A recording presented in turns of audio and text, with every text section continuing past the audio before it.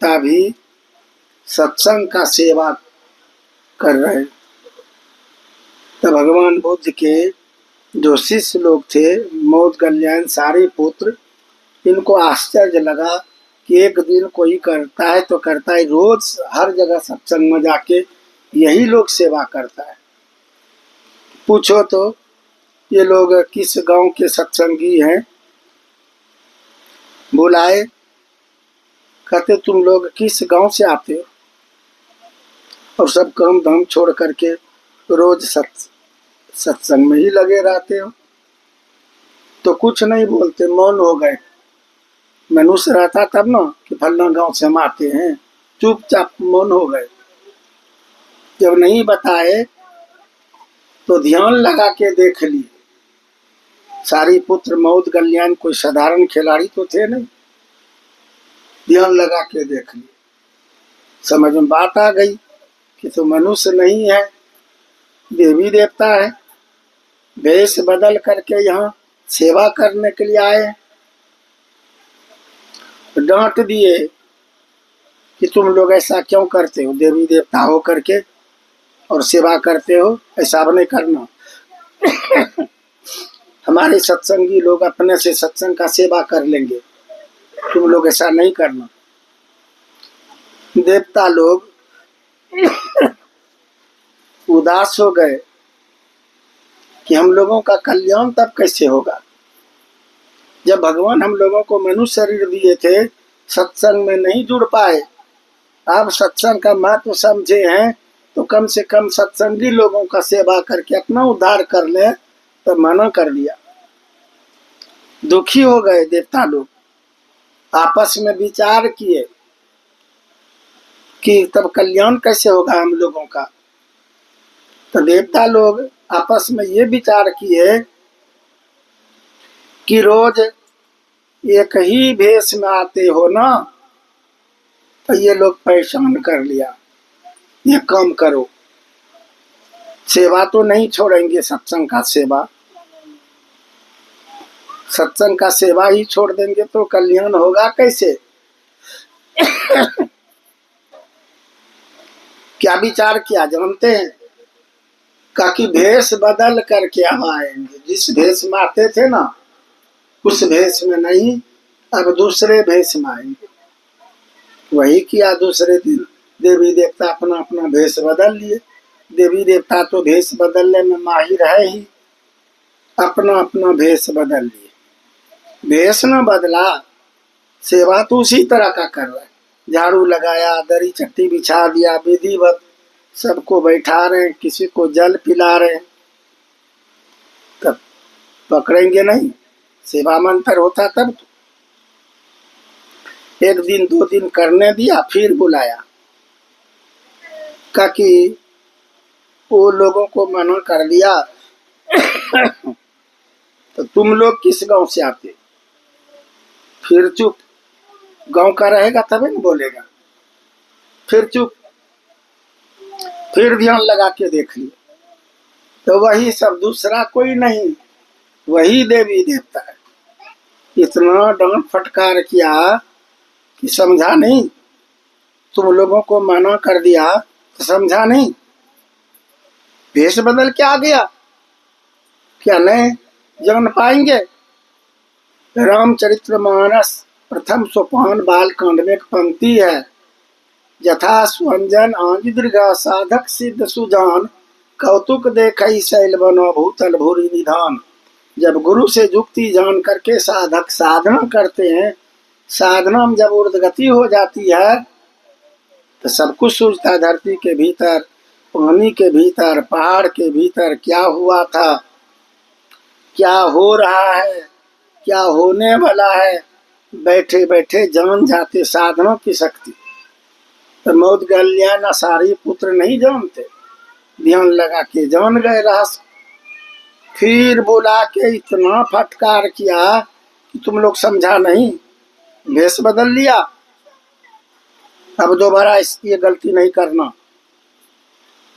तो देवी देवता रोने लग गए कि भेष बदल के भी आते हैं तब भी पहचान कर लेते। तो देवी देवता रोने लग गए। जब रोने लगे तो भगवान बुद्ध अपने स्थान पर थे। भगवान बुद्ध वहीं से देख लेते कि देवी देवता रो रहे। प्रकट हो गए भगवान बुद्ध और देवी देवताओं से कहते तुम लोग क्यों रो रहे हो। तो सब चरण पर गिरते हैं, हाथ जोड़ के कहते भगवान हम लोगों का उद्धार कैसे होगा।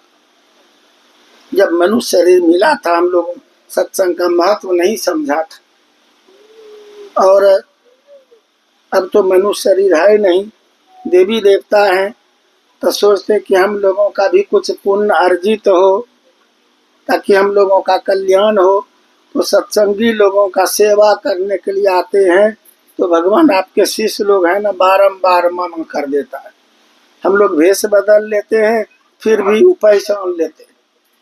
भगवान बुद्ध मुस्कुराए और कहते कि हमारे सत्संगी लोग कोई साधारण खिलाड़ी नहीं है, भेष बदलने से क्या होगा।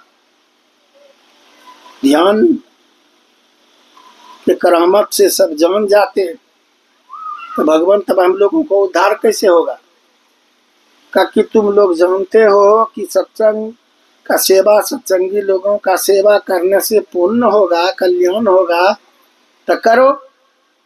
हमारे शिष्य लोग चाहते कि हमारा पुण्य नहीं बटे, लेकिन तुम लोग जानते हो महत्व, तो करो, हमारा आदेश है, जाओ। अब भगवान बुद्ध आदेश दे दिए तो किसी का कुछ चलेगा। गुरु एक आदेश हो, खुशी के मारे सब देवी देवता उछल उछल के फिर सेवा में लग गए। भगवान बुद्ध के शिष्य लोग अब चुप हो गए, उनका कुछ अब चलवे नहीं करेगा। तो कहने का भाव था कि सत्संग का कितना महत्व है। थोड़ा देर का भी सत्संग किसी को मिल जाता है तो जीवन बदल जाता है। उत्तर कांड में वर्णन है, सत्संगति दुर्लभ संसारा, निमिष दंड भरी एकहु बारा। ये उत्तर कांड की पंक्ति है कि संसार में ये सत्संग मिलना कठिन है। थोड़ा देर का भी सत्संग किसी को मिल जाए उनका परम कल्याण ही कल्याण है। सत्संगति दुर्लभ संसारा, इस संसार में ये सत्संग मिलना कठिन है, दुर्लभ है। बिनु हरि कृपा न गावहीं सो वेद पुराण, शिव जी भी कह रहे। जब तक प्रभु की कृपा नहीं होगी तो ये सत्संग नहीं मिल सकता है। वेद पुराण गाते हैं कि प्रभु की कृपा से सत्संग सुलभ होता है। तो आप लोग सब के सब महान हैं जो सत्संग में जुड़े हैं, अपनाए हुए। हम लोग तो इधर, यहाँ तो हम प्रथम बार इधर आए हैं और हमको खुशी हुई कि हमारे गुरुमात के भक्त लोग सब जगह हैं। जानते हैं ग्रंथ में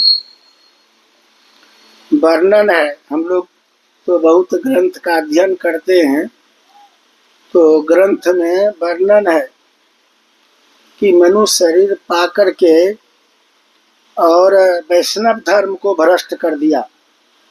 वैष्णव समझते हैं, क्योंकि वैष्णव शुरू में सब वैष्णव ही रहते, भगवान वैष्णव बना के यहाँ भेजते। बच्चा जब जन्म लेता है तो जन्म से सत्संगी रहता है, वैष्णव रहता है। कोई बच्चा जन्म से साकट नहीं होता है, जन्म से वैष्णव। क्या बच्चा मांस मछली खाता है जब जन्म लिया? दारू पीता है, खैनी बीड़ी सिगरेट, तिरंगा पुड़िया, गांजा भांग, ताड़ी दारू, कुछ भी? शुद्ध वैष्णव है ना। तो भगवान से वादा किया था कि प्रभु हमको बाहर कर दीजिए, भक्ति भजन सुमरन जप ध्यान करेंगे। तो दयालु प्रभु तो बाहर कर दिए, लेकिन यहाँ गलत लोगों की संगति अपना करके लोग वैष्णव धर्म को भी चौपट कर देते थे। वैष्णव भगवान वैष्णव बनाए, सत्संगी बनाए कि भक्ति भजन करेंगे। लेकिन उनको लोकेशन बढ़िया नहीं मिल पाया, गलत लोगों की संगति हो गई, इसलिए वैष्णव धर्म को भ्रष्ट कर दिया। तो ग्रंथ में है कि मनुष्य शरीर पा करके जो साकट बन बैठे हैं, वैष्णव धर्म को भ्रष्ट कर दिया, उनके समान पापी धरती पर कोई नहीं है। और जो मनुष्य शरीर पा करके केवल वैष्णव धर्म को निभा रहे हैं, केवल वैष्णव, सत्संगी भी नहीं है, गुरु से नहीं जुड़े, केवल वैष्णव है, तो साकट से 100 गुना ये श्रेष्ठ है वैष्णव। और जो वैष्णव है सत्संग अपना लिए गुरु से जुड़ गए हैं, तो उनका कहना ही क्या है। जो दीक्षित हैं वैष्णव, दीक्षित हैं, दीक्षा भी ले लिए हैं, उनसे वैष्णव से 100 गुना श्रेष्ठ है ये दीक्षित।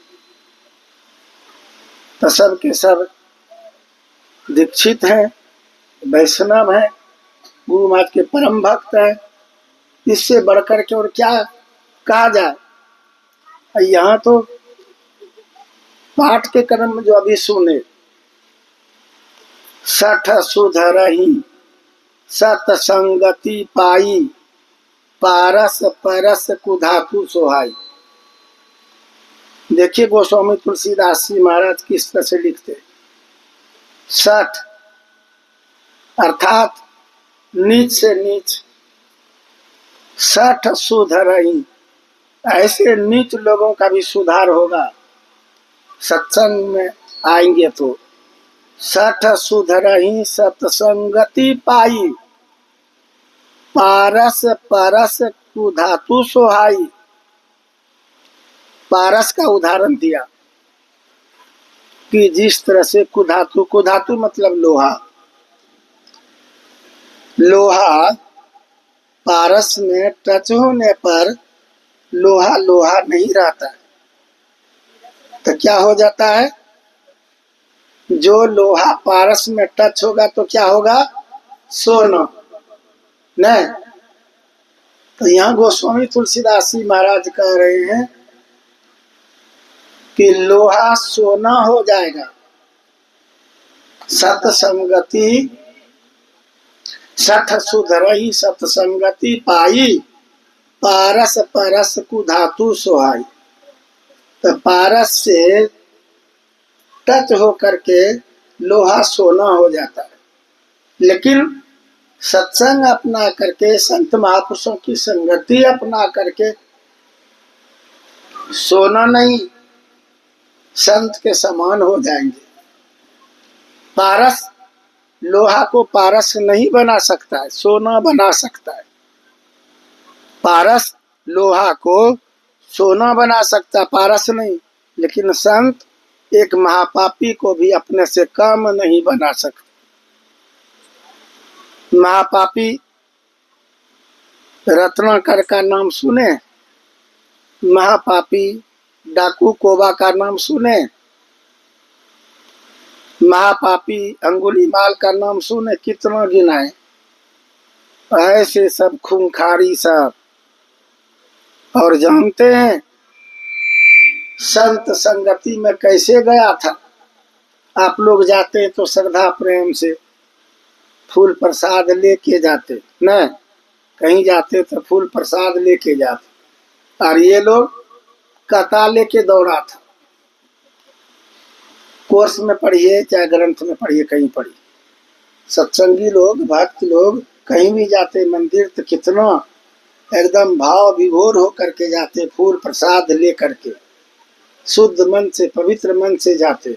और ये लोग फूल प्रसाद वो कथा लेके दौड़ा, भगवान बुद्ध के ऊपर कथा उठा लिया।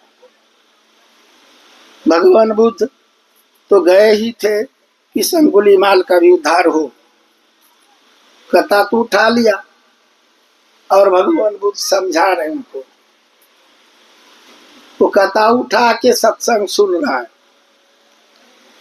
जरा सा पंक्ति पर गौर कीजिएगा, कथा जिनके ऊपर कथा उठाया है वो सत्संग सुना रहा है, ये और किसी से होगा कि कथा उठा लिया, सत्संग सुनाएगा, बेटा तुम्हारा उद्धार कैसे होगा, कल्याण।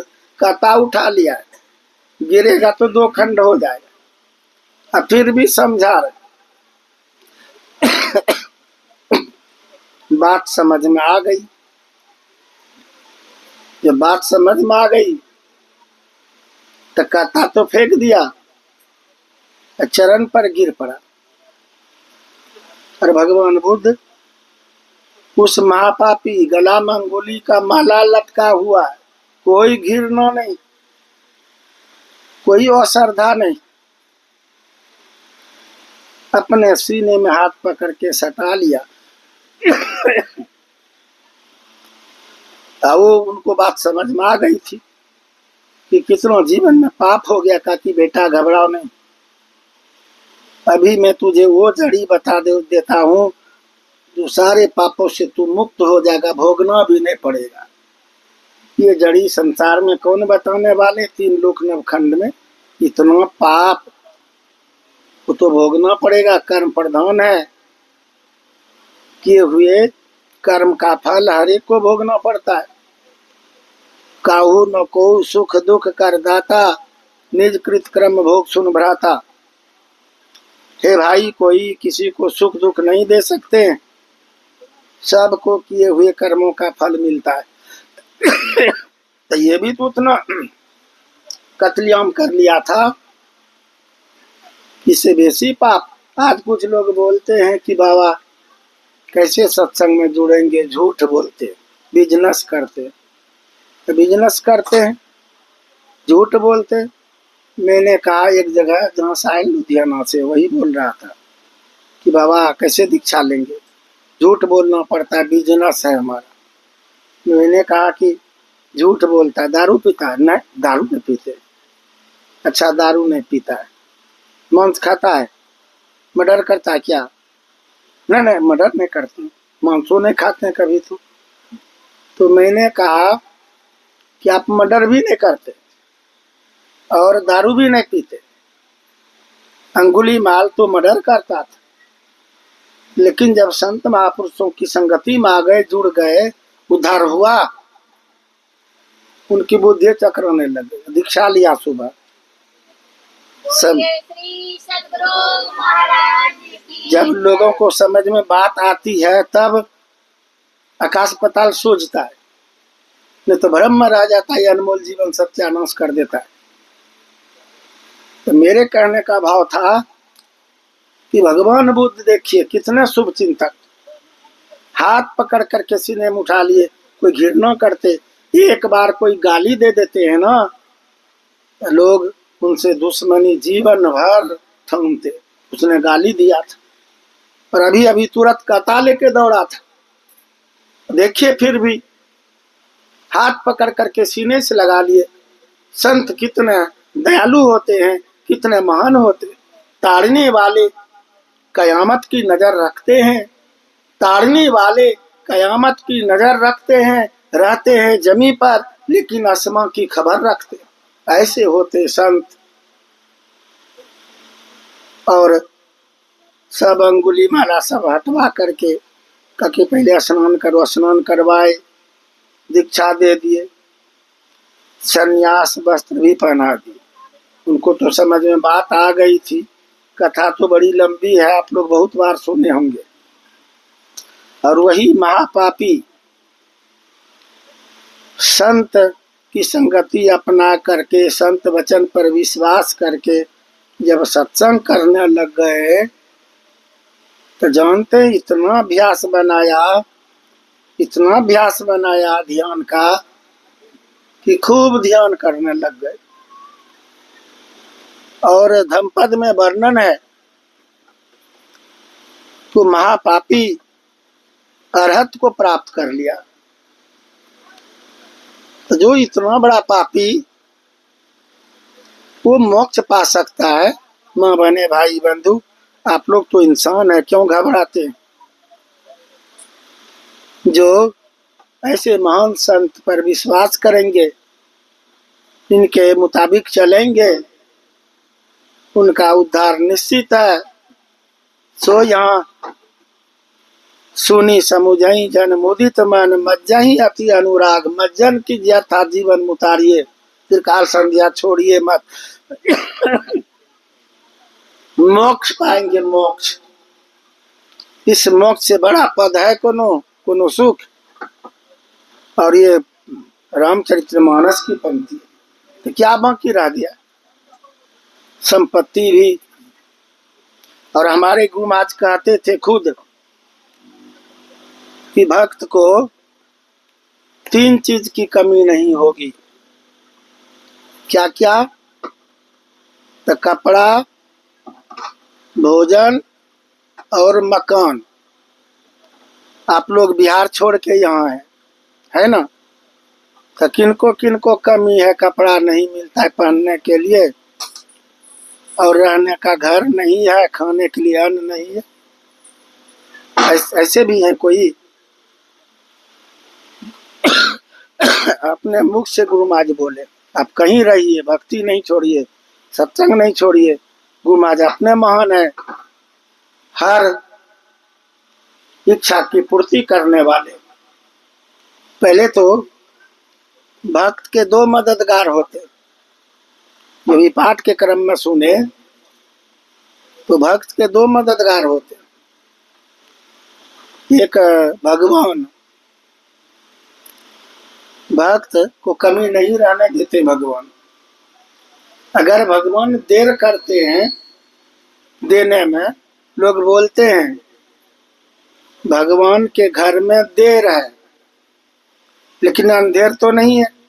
कैसा भी बोलते, भगवान के घर में देर है, अंधेर नहीं है। आप भक्ति मत छोड़िए, आपका इच्छा पूर्ण होगा ही। और अगर भगवान देर करेंगे तब गुरु भी देर करते हैं क्या? संसद गुरु पदावली पढ़िए तो, गुरु दाता दयाल, वह काटे जम जाल, पल में कर दे निहाल, भजो साध गुरु। तो 2 मददगार नहीं हुए। भगवान देने में अगर कसर करेंगे तो संत मुन्ना फाड़ के दे देते। इसीलिए जो जुड़ गए हैं उनको तो त्रिकाल संध्या छोड़ना ही नहीं चाहिए, और जो नहीं जुड़े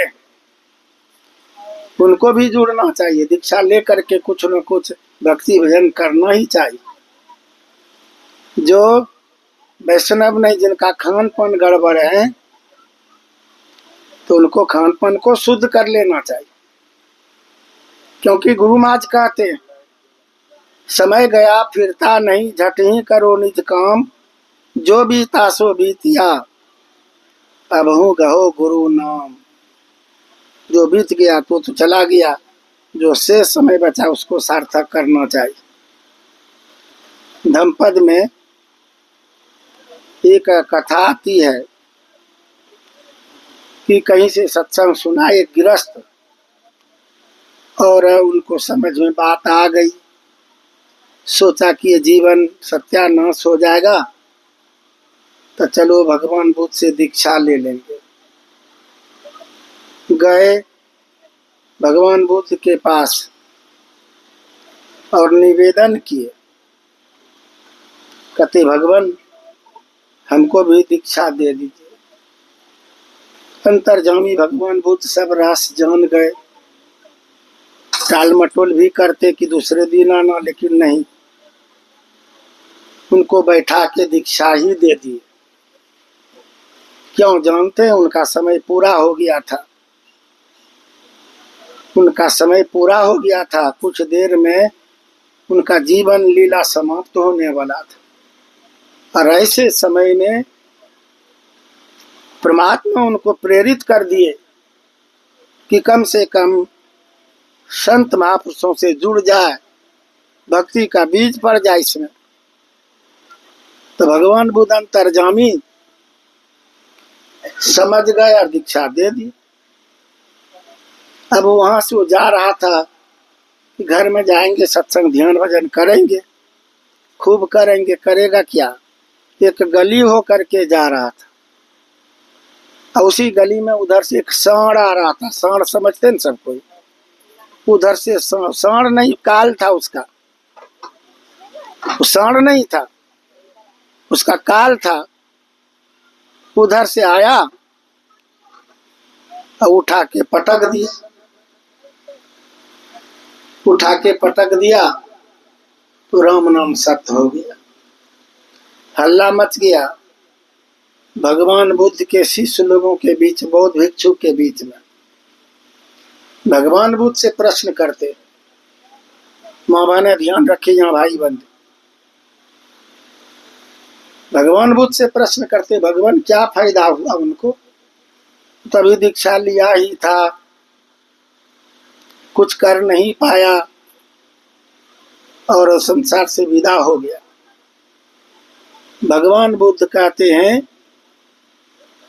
कि तुम लोग कैसे जानते कोई फायदा नहीं। कहा कि भगवान फायदा हुआ, वो तो दीक्षा लेके गया, किया तो कुछ नहीं अभी। भगवान बुद्ध कहते वो ताओतिंस भवन में उनका जन्म हुआ। आप समझ सकते, अगर नहीं जुड़ता तो अधोगति में चला जाता, नरक चला जाता। और भगवान बुद्ध का केवल जुड़ने से, बीज पड़ने से, और देखिए कि भगवान बुद्ध अपने मुख से करे धम्म पद में वर्णन है। एक दीक्षित लोगों का भी कितना कीमत।